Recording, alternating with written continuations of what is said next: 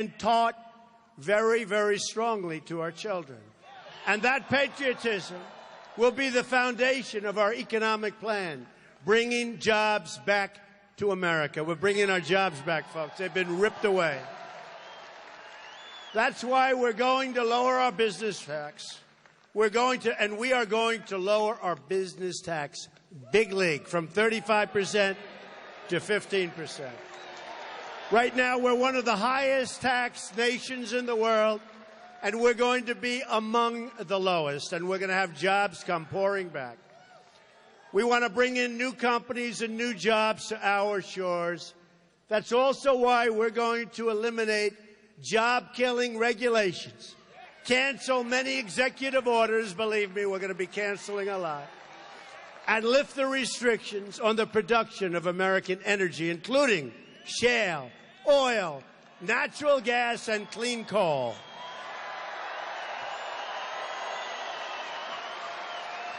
And we are going to put our miners back to work, okay? Get ready. Get those shovels ready. Another critical element of our jobs plan is a historic $1 trillion investment in our crumbling infrastructure. Our infrastructure is going to hell. We're going to fix our infrastructure. You know, we've spent, as of 2 weeks ago, $6 trillion in the Middle East. We could have rebuilt our country 3 times over. And right now, we're in worse shape in the Middle East than we were 15 years ago when we started, by a factor of 10. Our bridges are deficient, our roads are in disrepair, and our airports are like third world countries. I am asking Congress to support the construction of new roads, bridges, airports, tunnels, and railways all across our nation. We're going to do it. And we're going to build it on time, on budget, not for 3 times what it's supposed to cost. And we will put our people back to work in the process. It's time to help get Americans off welfare and back into the labor market. Rebuilding our country with American hands and American workers. We're going to rebuild our country. We're going to do it ourselves, folks. My administration will follow 2 simple rules: buy American and hire American. At the center of this agenda is fixing our absolutely terrible trade deals. I mean, NAFTA, you look at that, it's been defective for 20 years. It's been defective from the day it was signed. It's been defective.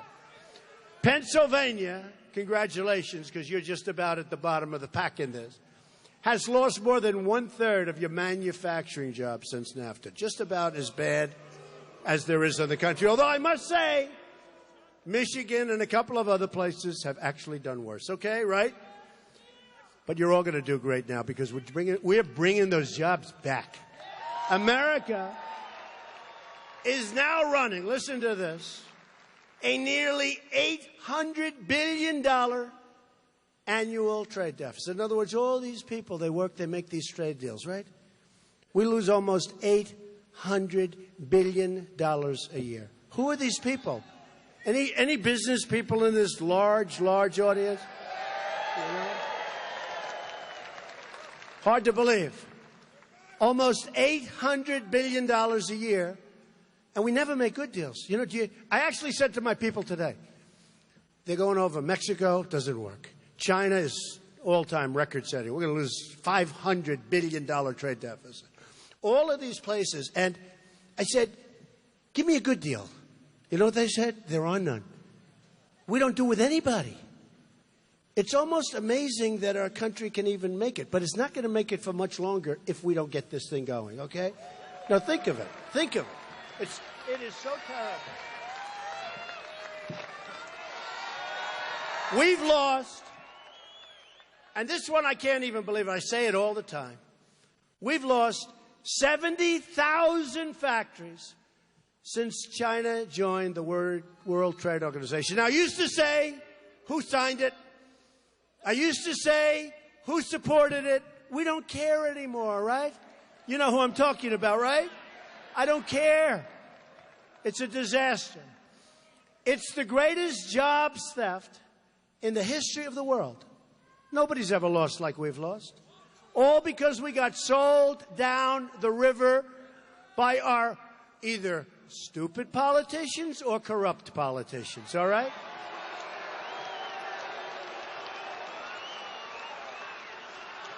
Except for these three guys down here, they're great. They're good. A Trump administration will defend American industry, and it will defend the American worker. You've got to be defended. It will defend the American worker. Boy, did we come out and vote. You know, they forgot about the American voter. They talked about everybody, right? They're going to do this group and that group. And by the way, women, thank you very much. I mean, thank you. Women.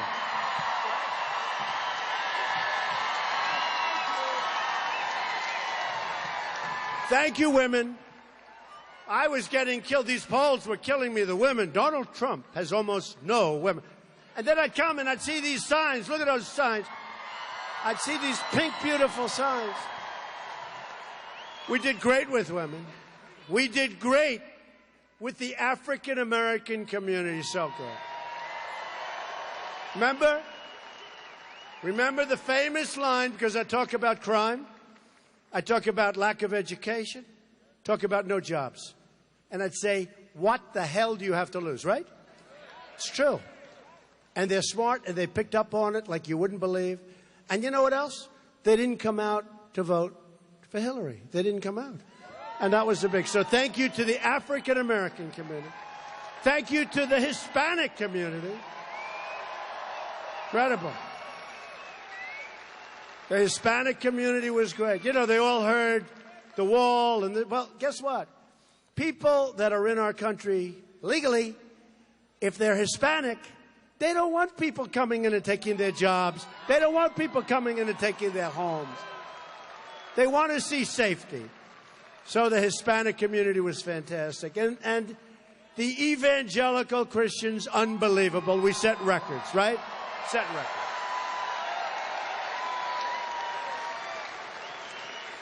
And I shouldn't say this. This is terrible. But as a couple of our pastors, Pastor Jeffress, a couple of them, Reverend Graham, you know, how good was Billy Graham? Was he the greatest, right? Well, he's got a son, Franklin. And Franklin Graham would say, and Paula White, and so many others that say, Donald Trump may not be perfect, but he's going to be the best leader by far. Right? May not be perfect. They were great. What great people. We set an all-time record in the history of elections in this country with the evangelicals, and that is really cool. And that includes what happened in the primaries. Remember in the primaries, I was going to lose to all these different states because of the evangelicals, and then I'd win by 22 points. Like, as an example, South Carolina, like Alabama, like Arkansas, like so many, Kentucky. And they were all saying, wow, Donald Trump is doing fantastically with the evangelical Christians. He's doing fantastically, but I knew. But we did even better in the general election. So we had the all-time highest vote in the history of elections with the evangelicals, right? Our goal is to bring back a very beautiful phrase. Do you remember when we were young, some of us? Some of you are so, you don't remember because you're so young already. We have a young audience.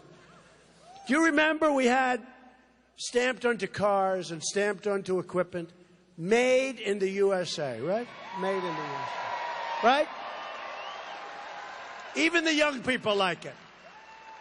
And frankly, if it said made in Japan or made someplace else, it wasn't considered good.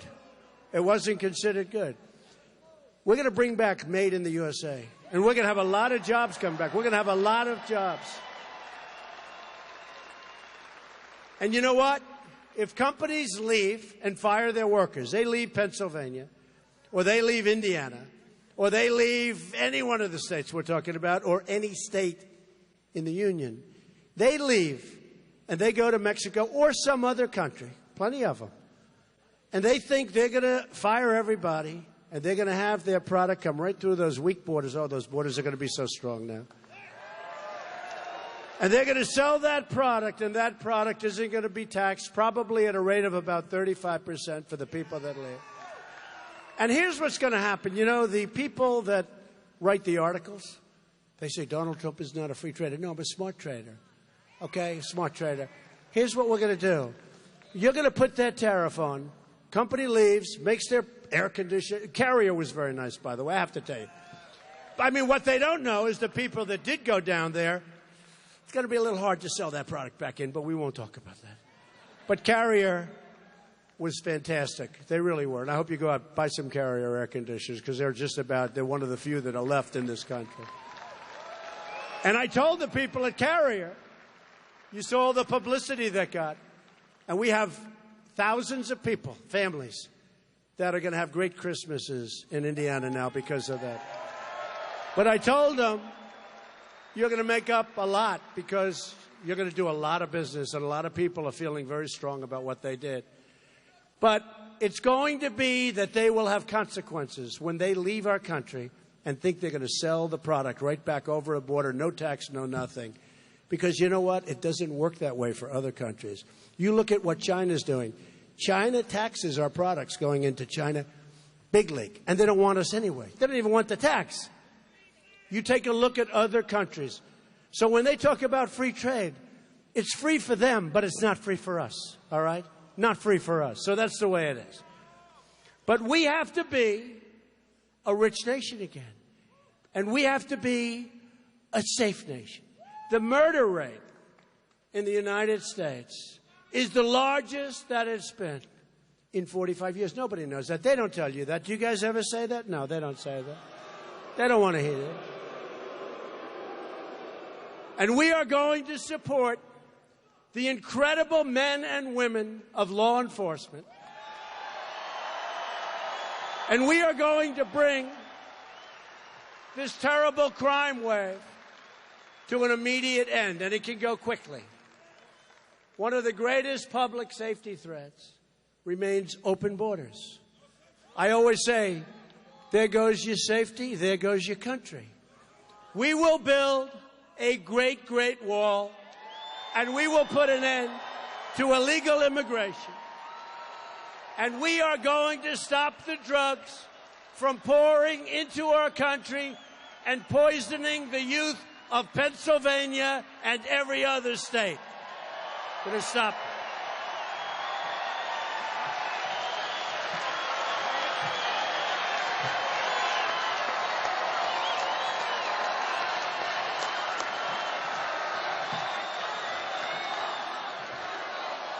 We're going to build the wall. We're going to build the wall. We have to.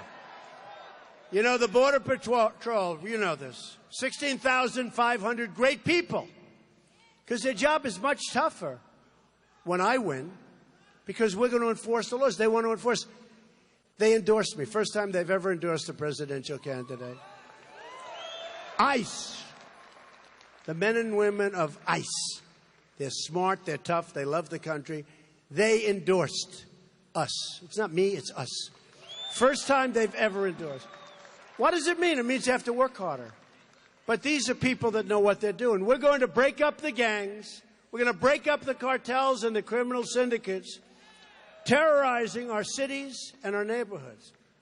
And they're being terrorized. Just take a look on Long Island, New York, and you take a look at what's happening out there. It is really bad. And our local police know exactly who they are and want to do something about it. And they're being stopped. So we're going to work on that. We're going to get a safe country to protect our country from terrorism and extremism. I will suspend immigration and refugee admissions from regions where they cannot be safely processed or vetted.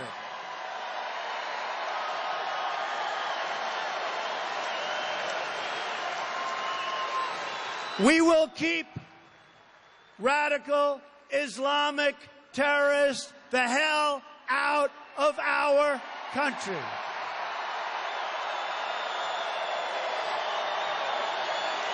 We're going to keep them out. We got enough problems. We got enough problems, right? We got to bring our jobs back. We don't want problems. And we'll build safe zones in Syria. When I look at what's going on in Syria, it's so sad. It's so sad. And we've got to help people. And we have the Gulf states. They have nothing but money. We don't have money. We owe $20 trillion. I will get the Gulf states to give us lots of money, and we'll build and help build safe zones in Syria so people can have a chance. So they can have a chance. Ethics reform will be a crucial part of our plan as well. We're going to drain the swamp of corruption in Washington, D.C. Right? I will impose a 5-year ban on executive branch officials becoming lobbyists and a lifetime ban on officials becoming lobbyists for a foreign government. And I'll tell you what else I'm going to ban. When we have our purchasing agents giving out billions and billions and billions of dollars of contracts to the military and to all of these people where they're buying airplanes, where you see these tremendous cost overruns, take a look at the F-35 program. Take a look. And the people that gave out those contracts, give me a break. We're going to impose a lifetime ban on people that give these massive contracts out, or even small contracts. You want to work for the United States, you work for the United States. You're not going to go to work for the people that build these planes and people that do the drugs with all of the different things. You know, the cost of drugs in this country, we're about the largest purchaser of pharmaceuticals anywhere in the world. And yet we can't negotiate the price. I wonder why. You don't think it has anything to do with the drug companies. Well, we're going to open it up. We're going to face many challenges. But this is truly an exciting time to be alive. The script is not yet written. We do not know what the page will read tomorrow. But for the first time in a long, long time, what we do know is that the pages will be authored by each and every one of you and you.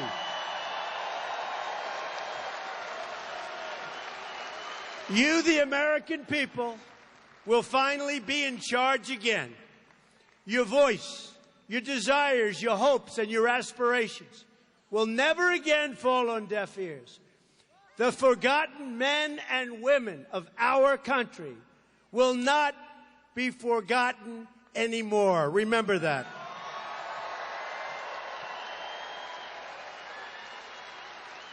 You sure as hell weren't forgotten on Election Day, were you, huh? Did you hear some of them were saying, where are all these people coming from? Together we will raise incomes and create millions and millions of great new jobs.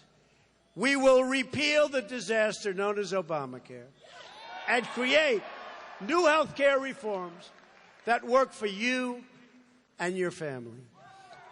We will reestablish the rule of law, defend the Second Amendment, protect religious liberty, and appoint justices to the United States Supreme Court who will uphold and defend the Constitution of the United States.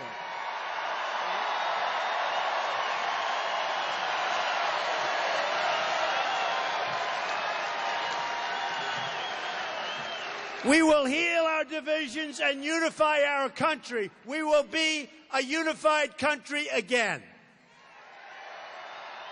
When Americans are unified, there is nothing we cannot do.